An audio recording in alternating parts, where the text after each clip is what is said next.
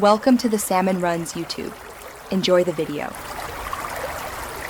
You begin by logging into your Google account and adding billing details so ads can run immediately. Once done, choose a clear campaign goal like sales or leads to guide settings. Make sure to pick a campaign type, search for intent, display for reach, or smart for automation, because this decision shapes bidding, targeting, and creative. You'll also set location, language, and daily budget now, so pause and confirm these basics before building ad groups. Next, you create ad groups, add tight keyword themes, and craft responsive search ads so Google can test headlines and descriptions. You'll select match types, exact for precision, phrase for variations, broad modifier for reach, because match type affects cost and traffic quality. Once your creatives are ready, choose bidding.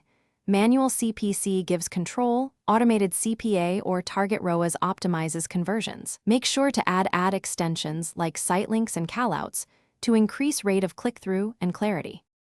Finally, launch the campaign and validate conversion tracking so you can measure outcomes.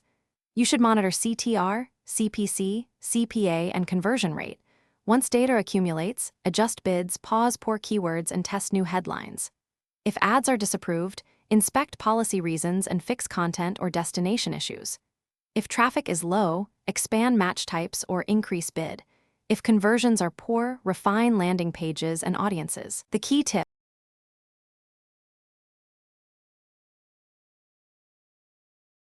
Thanks for watching. Consider subscribing if we helped you.